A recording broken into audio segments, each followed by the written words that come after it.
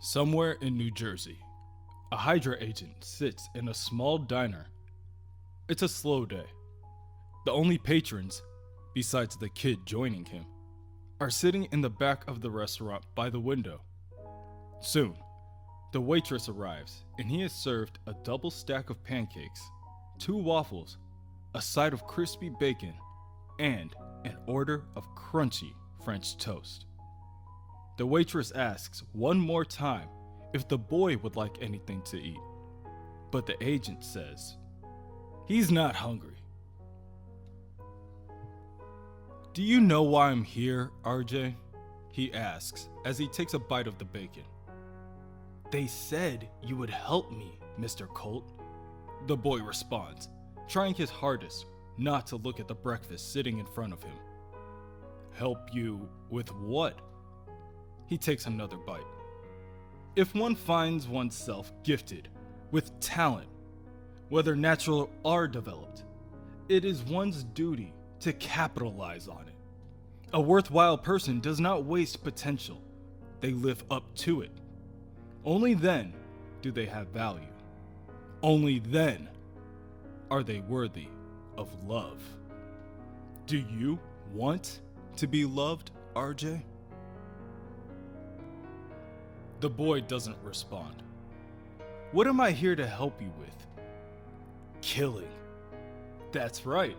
Mr. Colt throws a couple of pictures on the table for RJ to see. He claims the people pictured are some of the best killers there ever were. But ultimately, they were weak. Failures. They are who Mr. Colt is going to make RJ better than. Thus, the next phase of RJ's education begins. The deal is, RJ will kill the 2 men in the back booth, and only then will he be able to have something to eat. Mr. Colt hands RJ a large hunting knife. RJ looks at the knife, and it gleams gently in the light. Determined to prove himself, RJ stands up slowly and strides over to the back of the restaurant. Mr. Colt watches, unfazed by the gut-wrenching screams from the other patrons. He sips his coffee and waits. RJ returns to the table drenched in blood and sits down, thinking only about his well-deserved meal. "Sloppy," Mr. Colt tells him as he sweeps the food on the floor. "If you want to eat, get down on your hands and knees." Sir," RJ stutters. "You get a fork when you show me you can use a knife." RJ's stomach rumbles and he looks down at the food on the floor. He gets up from the table and kneels over to pick at the tiny pieces of food from the sea of broken ceramic and glass. That was 2 years ago. Presently, back at the bar, Bucky is still trying to get his bearings after being shot in the chest.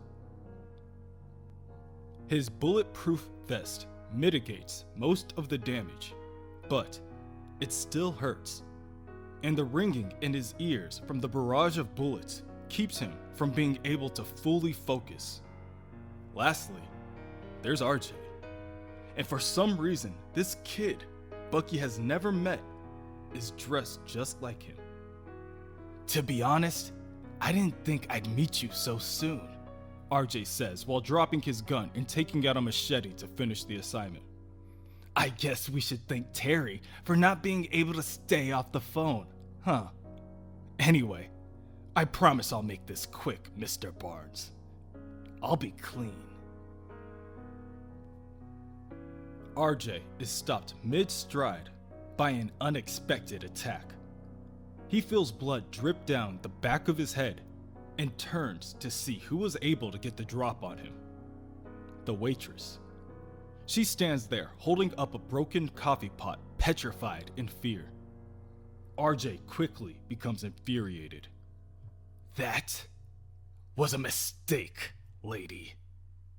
The boy turns his focus to the woman and prepares to butcher her with his black blade.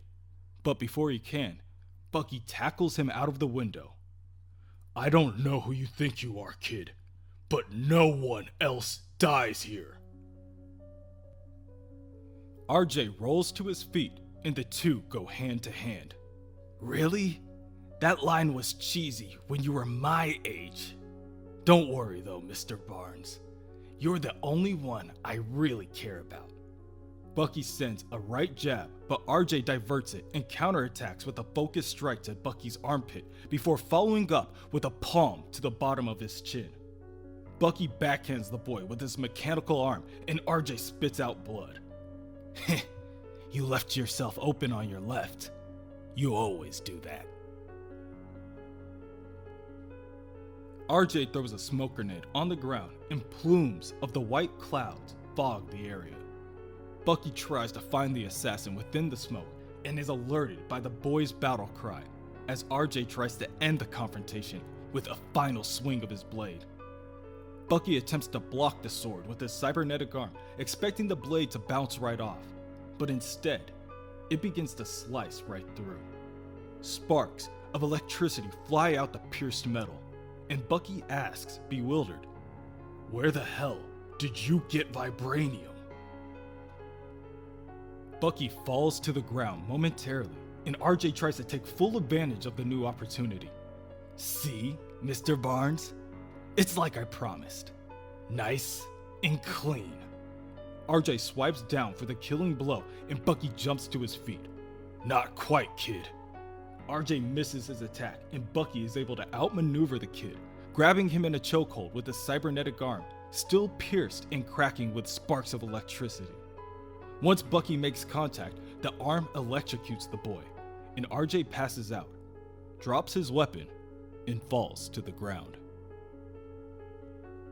Later, RJ wakes up, strapped to the back of Bucky's motorcycle. He looks around and notices that they are speeding down an empty street surrounded by fields of grass. Welcome back to the land of the conscious, Bucky tells him. Don't worry, you're strapped in tight. You only fall if I do. The boy looks around again. What is this? Where are you taking me? Somewhere safe. You know I'm going to kill you the first chance I get, right? I know you'll try. What's your name? RJ doesn't answer. Well, whoever you are, your handler's gonna be disappointed. Kid like you, skills like yours, they don't put you in the field unless you're ready to handle yourself up close. Bucky holds up the black blade for RJ to see. They started you off with a knife, right? Guns give you distance, sure, but a firefight can always go south. Or, in your case, your rifle spray can be too wide. My rifle work is fine. I had you pinned down. And yet, here we are. Where are you taking me? Like I said, there's nowhere safe, Mr. Barnes. Not from us. Now, who's the one using canned lines? Your victory over me will not save you. For every one of us you strike down, two more. Yeah. I've been hearing the same Snake Manifesto since before your parents were born. It was garbage then, and it's garbage now. How about this? You don't have to tell me who you are. You don't have to tell me why you're wearing a suit that looks like my old one. You don't even have to tell me how long you've been with Hydra. But considering you're not going anywhere, we've got a hell of a ride ahead of us. There is one thing I want to know. You answer that for me, I'll shut up. What? Do you like killing? RJ takes some time before he responds. I'm good at it. Trust me, kid. Just because you're good at something doesn't mean you have to do it. It does if you want to be great. As agreed, Bucky doesn't ask any other questions. RJ uses this opportunity to bite down on his replaced molar, and it sent a distress call out to Mr. Colt.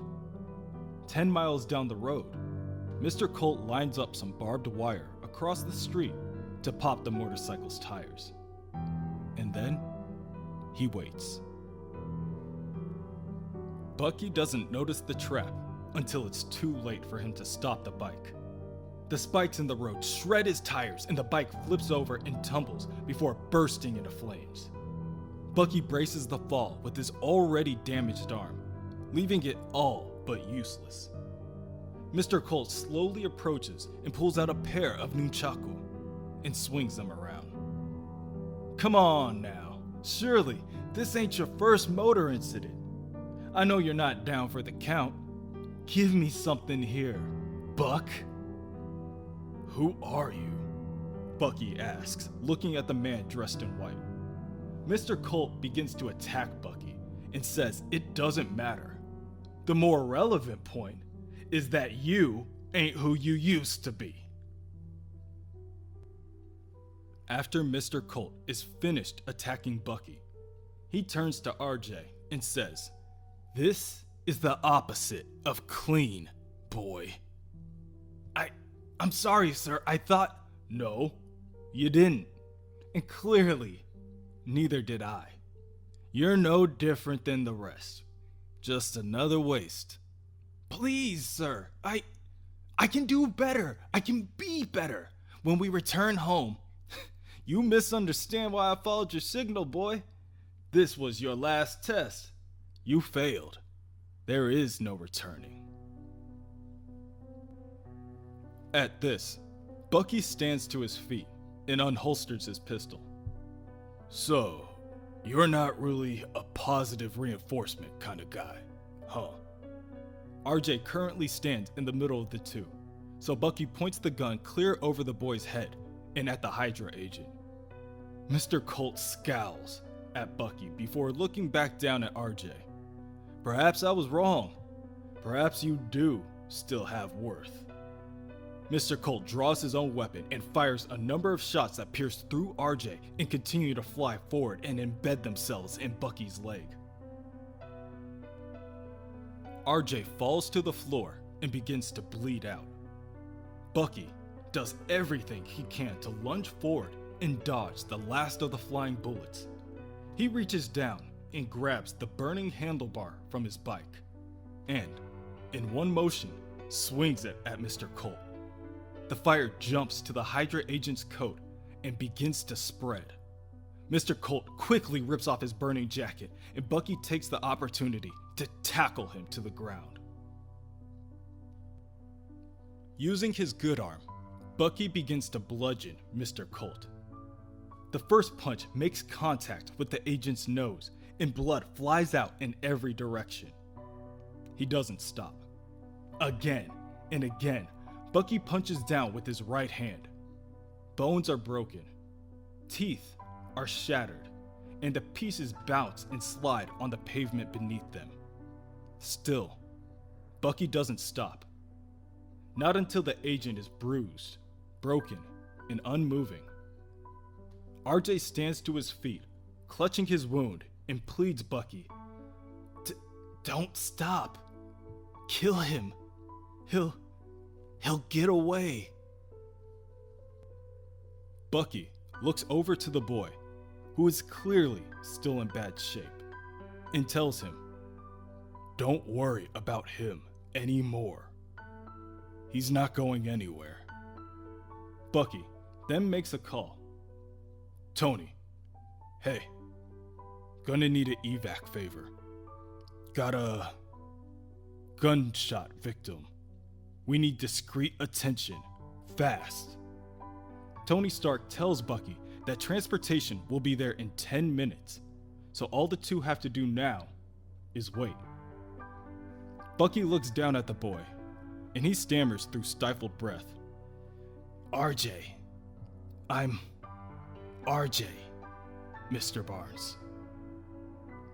Bucky holds his hand out and simply says, "Nice to meet you, RJ. You can call me Bucky."